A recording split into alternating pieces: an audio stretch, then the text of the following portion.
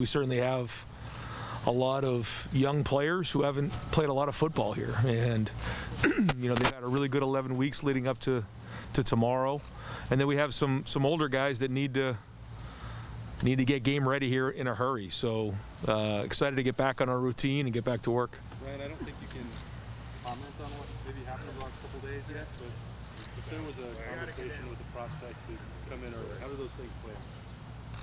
I mean, first off, there's a lot of hard work that's been put in over these last 11 weeks, and certainly I know there's been a lot of talk in the media, but this is about this team, and this team has worked really, really hard this summer to create leadership and get ready to play in this first game. And so they're just excited to get back to work tomorrow, and I certainly know you got to ask those type of questions, but we'll cross that bridge when we get there. But right now the focus is on this team and practice number 1 tomorrow. Brian, you sort of emphasize for these quarterbacks not looking over their shoulder and going back to the spring, and then something like this kind of gives introduce some weight. What are you and Corey doing to kind of make sure that happens, as opposed to just saying it? I think it's something else that goes in, like keeping that focus. Yeah, I mean, when you think about it right now, it's a long journey all the way to January next year, and that's really the focus right now for these guys, is to realize that in order for us to go, win championships and get to where we need to get to, that room has to be strong, and they got to pull for each other. That's just the way it's going to go. And so they've all put themselves in great position, and really the way we look at it is this is practice number 16 starting tomorrow. There's already been 15 practices leading up to now, and then they're going to continue to compete, which they've done. They've competed over the last 11 weeks. I'm really proud of where they're at physically. I'm proud of where they're at in terms of understanding the offense. Now we've got to go see how we execute the next couple of days and how we get going. But there's been a lot of good work, and they're going to continue to compete. And they came to Ohio State for a reason, and that was to compete. So excited to see what those guys are up to here in terms of the next couple of days and getting those reps and get an idea of where it's at.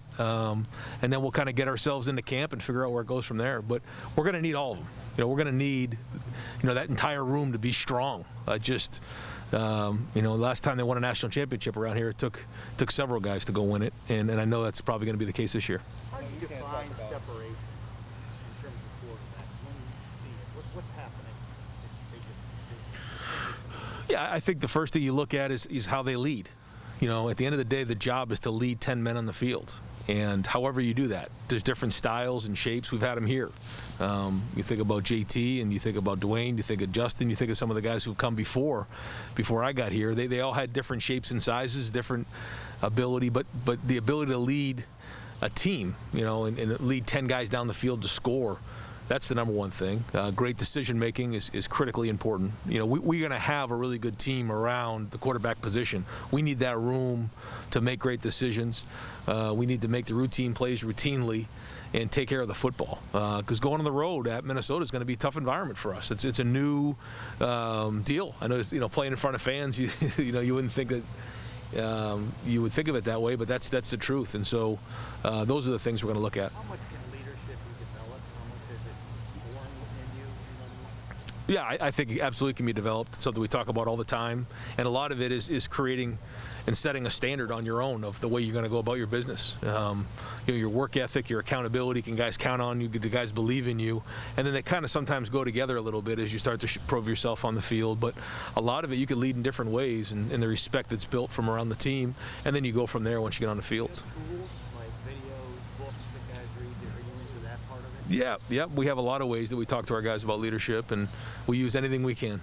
You said in Indianapolis, maybe tongue-in-cheek, about having sleepless nights about the quarterback. Do you feel better about it? It's only been maybe 10 days since then. Do you feel good about the situation going into camp? Yeah, no, I feel very good. I mean, when you think about the talent that we have in that room and the work these guys have put in and where we're at right now, I do feel good. I'll feel a lot better after we get done with the first game, but there's a lot of work to be done until then. But I'm very, very excited about the talent level in that entire room and the work ethic that's been shown. And I mean, who wouldn't be excited to have such talented young men in a room competing together who care about Ohio State? And I think that's a big part of these guys that you got to give them a lot of credit for. There's a lot of media out there talking about different things, but ignoring the noise and just going to work and focusing on their development. And that's not easy to do for an 18, 19, 20-year-old kid. And so very proud of their approach so far, and looking forward to working with them here as we head into the next couple of weeks. From a recruiting standpoint, are you concerned about where things are headed, just generally high school to college to pro football? I mean, just what's your take on that now? Because the latest development, which you're not really addressing, but is interesting.